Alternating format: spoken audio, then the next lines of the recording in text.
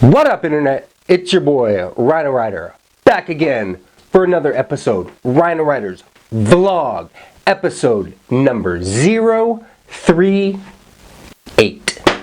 Let's go. Flying through the sky, hey, we're burning bright. They're never gonna stop us with the brightest light.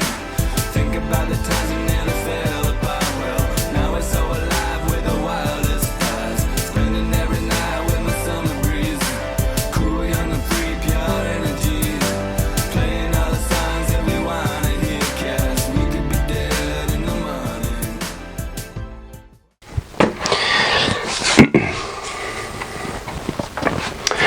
Okay, so if you've been following any of my content, you'll know that I am currently working and outlining on writing a TV series aimed at streaming services, i.e. Netflix, Amazon, Hulu, HBO, Showtime. Sure, we'll do that too. It's a massive undertaking, and but I'm up for the challenge. But what I want to try to do is to, as much as I can, try to showcase my process and how I write. For some reason, I think it might be valuable to anyone who is an aspiring writer, screenwriter, anything really, storyteller. Telling a successful story or telling a story successfully takes a lot of hard work, and so what I plan on doing is really breaking down my process in the hopes that maybe it'll shed a little light onto your own process and maybe you can adapt some of the things. So here we go. If you come back to my vlog 2 vlogs ago or whatever, I had outlined this. Oh, and I also posted a video yesterday.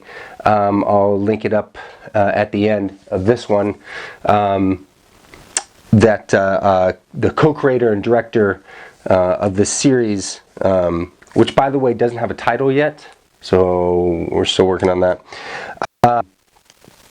I posted the entire meeting that we had, the script meeting, where I kind of walked them through this process, and so I'm going to kind of do that again. You can see I have everything color coordinated or color coded. These are to represent, I have 3 main characters, and so each color represents a beat or a scene that if it's centered around that character, I use that color post-it. What this does is give me an easy way when I finish outlining a scene. I can visually just look and count the number of blues, pinks, purples, and yellows that I have to make sure that I'm touching each character, or giving each character enough screen time, if you will, or story development. So these are our entire episodes. There's an entire episode there, an entire episode down here, another one, another one. We have 8 total. I'm purposely using my lack of knowledge of structure of a TV script to my advantage. We'll see if it plays out or not, but I've never written for TV, and so I'm not familiar with the beats specifically, except for just as what I've watched and seen on TV, which isn't much. So what I'm going to basically do is use a different structure for each episode. Now, whether or not that makes sense for the whole series, I don't know, but I have one episode that's probably going to be around 50 minutes. I have another one that might be around 80 minutes. I'm not really concerned about the specific time.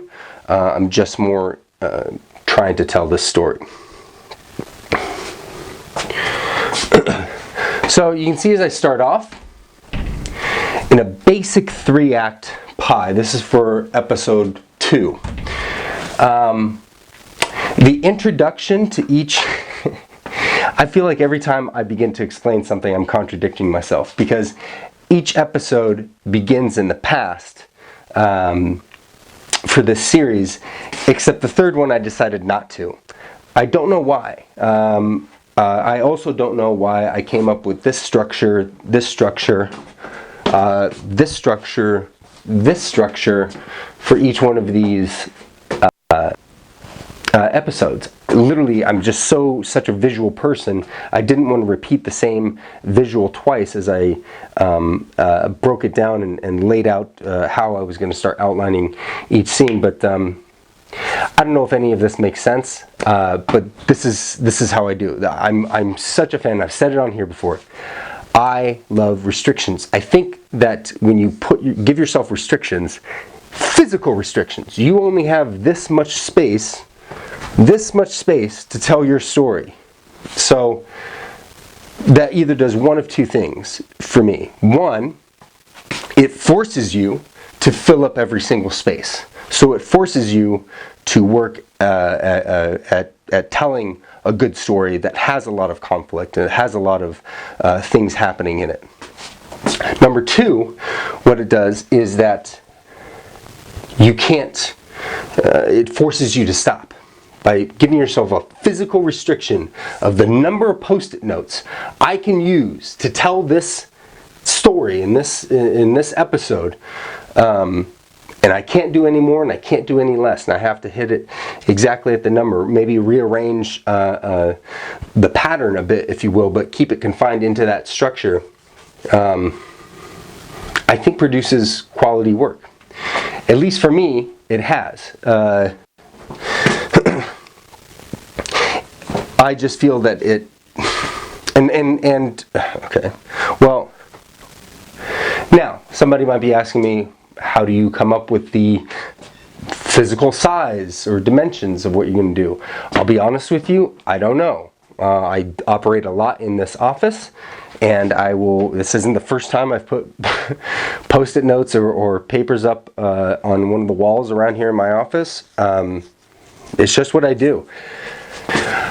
Okay, so once I have an episode completely outlined through the post-it notes, I then take each post-it note and break it down into a beat by beat, because some of these post-it notes are single actions, maybe a line or two, and other things are entire scenes that need to be fleshed out and need description. So in order to dive into that a little bit more, I'm going to head over to the whiteboard. Let's go. Okay, so the first example I pulled is actually from that episode 2. And these three post-its, I took it out of the middle of the third act, basically. And just to give you a quick context of where they're at in the story, is the three siblings have just arrived in El Salvador, Brazil. They get to the hotel before they go to the small town of Youto. They go out that night. Dylan, the younger brother, gets drunk. Shane, the oldest brother, who he kind of conflicts with because Shane hasn't spoken to their father for the last 15 years.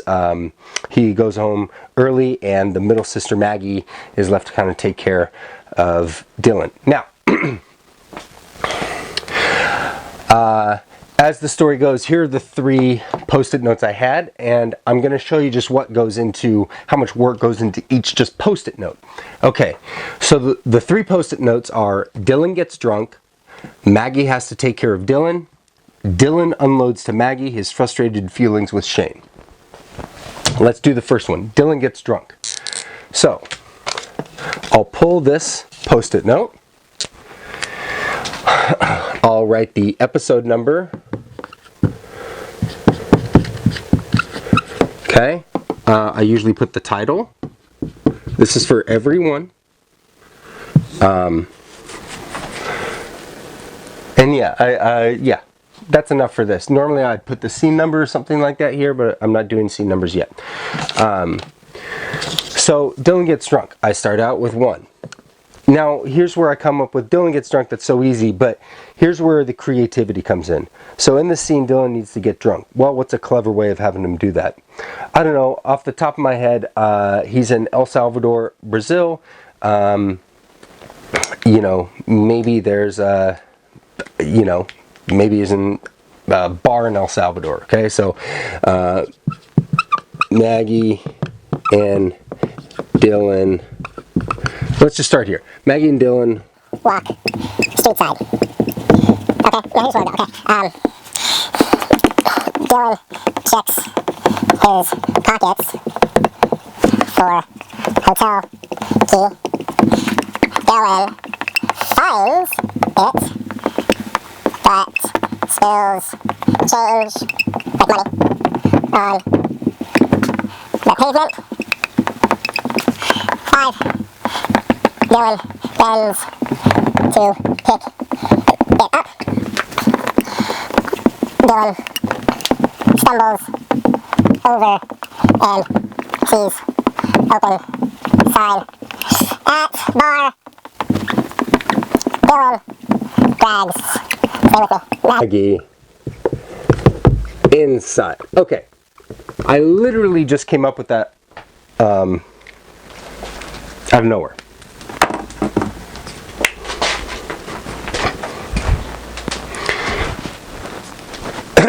Sorry, checking to make sure it's still rolling. I literally just came out of this out of nowhere. Now, see if you can follow along. Maggie and Dylan walk street side. I'm going to start this on a positive. Okay? Yes, he's drunk, and yes, Maggie's concerned, but they're going okay. Oh, shit. Dylan checks his pockets for a hotel key. Maybe Maggie says, shit, do you still have the hotel key? Negative. Something danger. Ah, Dylan finds it. He has it. But spills change on the pavement. Negative. Ah, Dylan bends down to pick it up. Positive. But Dylan stumbles over, okay, and sees that there's an open sign at the bar. Positive. And now Dylan drags Maggie inside, which is a negative for Maggie. Notice, it starts with a positive, ends on a negative. Back and forth, back and forth, back and forth. And color coding is another thing I like to do. And each one of these specific things can be broken down to at least, it might even be a sentence of description in the screenplay, or you could elaborate with that. Maggie and Dylan walk street side in the streets in El Salvador. They notice the bright lights or the night urban, the smell, whatever. That's where you can get description or get descriptive in your screenplay. But for right now, forget about it. Just get the basics, just get the beats, and make sure that each scene has these positive and negative charges to drive the scene forward, so that every second, every 2 seconds, every 3 seconds, the audience is gaining information through a conflict, a roadblock, and the way you maneuver around that. Constant. Now look, that's just one post-it note. This might be a little but that's about average, I would think, for a post-it that's as broad as this. Dylan gets drunk. This scene right here represents that piece of information. Now, what I do after that is I'll take a picture of this on my phone. Actually, I'll show you what I do. This is the original screenplay that I wrote for this this concept, this series. I broke it down into 5 acts. You see it in there. But you can see this is exactly what I do. So for each post-it that I put up on the wall, I take a picture. Introduce pregnancy. I take a picture of what I just showed you on the whiteboard. I print out that page.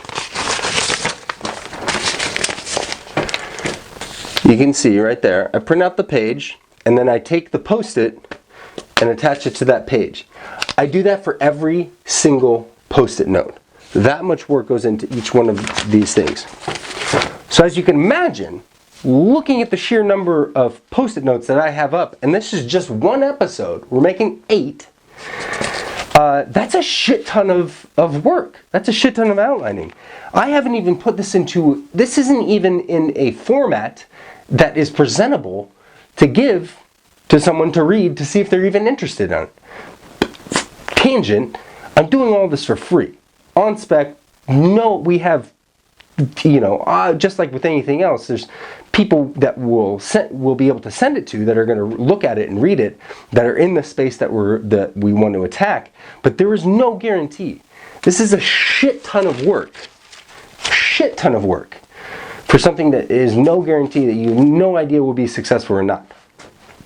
My point is, there are so many, I would say the vast majority of screenwriters out there that I've found, that I've seen on the internet and met in person, do not put this much work into writing a screenplay. Now, they either aren't good enough, or lack the patience, and I'm telling you, it's not easy. I've been wanting to literally blow my brains out at certain points, because I look at the massive scale of what I'm doing and why, and what I'm undertaking and why am I doing it.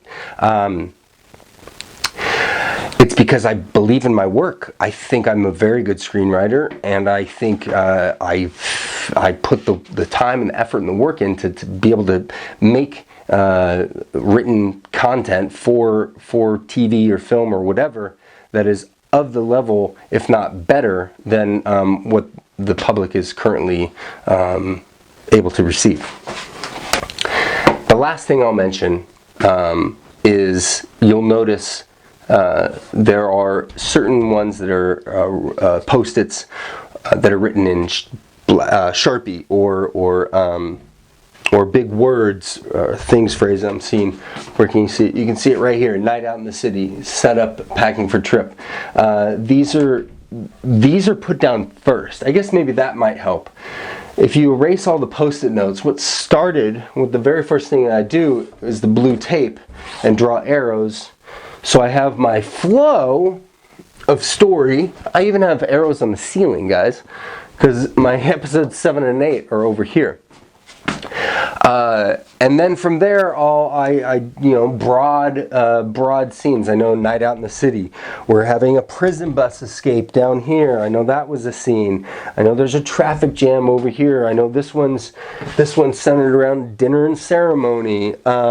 Just these broad kind of, what is the centerpiece of that episode, and how do we build around it, and how do we fill that centerpiece with all the dressings, all the fixings, all the proper silverware, the right candles, the right decorations, the right tablecloths, the right napkins, silverware placed on the proper side, how many pieces of each silverware. You can see the analogy I'm using is basically trying to make sure that fit everything into. I think there really is the tighter you can cram it and pack it all in there, I think the better. And I can cite several other, very successful screenwriters that I think would agree with me in saying that. So there you go. Hopefully this gave you a little bit more insight into my process, my writing process. I'm going to continue to do these. It's good for me to put it down. Helps me, I believe in my process, and I believe in sharing it with all of you, because I want better screenwriters. I want better movies. I want better storytellers. I want better storytelling. So anything I can do to help make you a better storyteller, I'm going to do it. So thank you so much for watching. It really means a lot. I really appreciate it.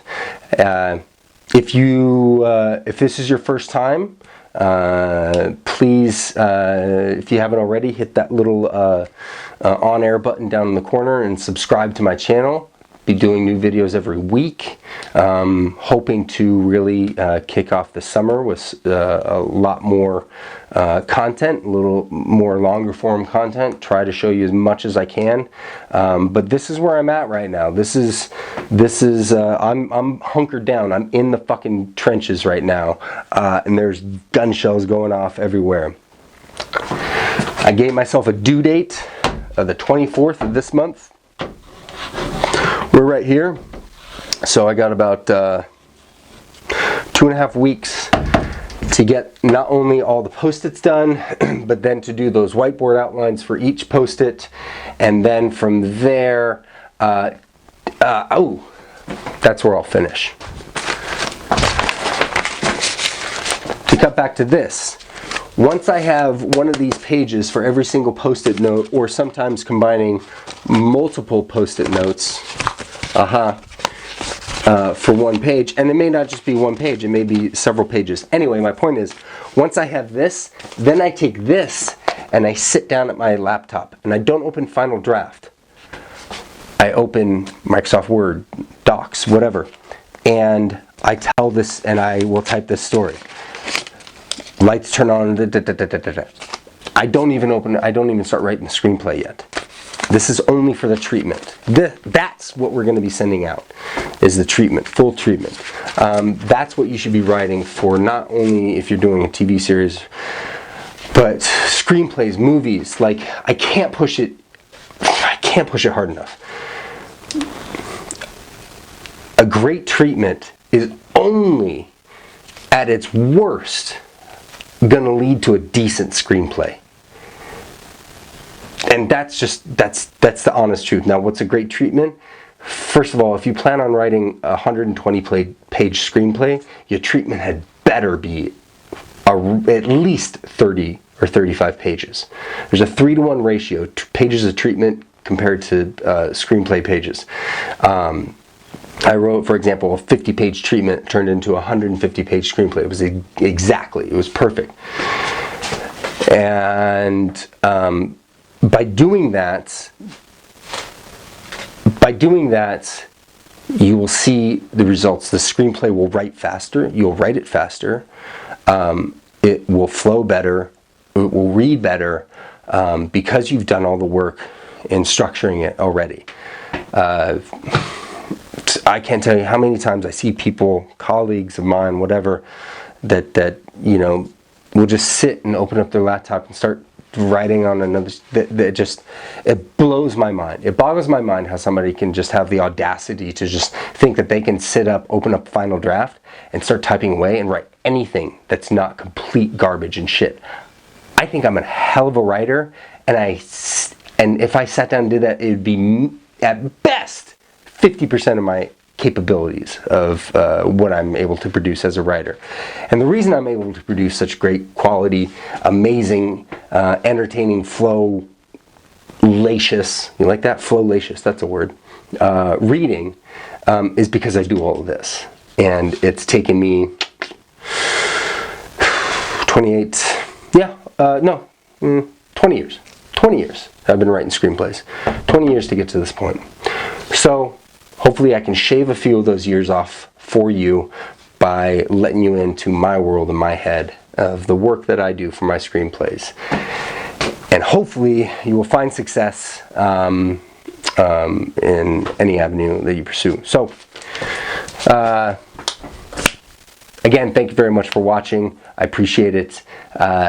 Posting more videos soon. Please leave a comment below. Tell me what you think. Tell me if this makes sense. If you have any questions about anything in the process, put a comment below. I'm gonna read them all. I'll respond to all of them. And I'm in the fucking trenches, man. Love it. Love it. In the meantime, what do you love to do? What do you love to do, and what's stopping you from doing it? I say go fucking do it. Go do it. As long as it's within the parameters of you know, not hurting anyone, or not doing something completely outrageous, you know, to risk harm to anybody or anyone, or break laws or something like that. But really dig deep and really look inside of yourself and figure out what makes you happy, and do that for the rest of your life. Because as much shit as all this is, and as much as I want to punch myself in the face constantly with it, I couldn't be happier where I'm at. And I'm not even paid to do this. Just imagine when that changes. RynoRyder out. Peace.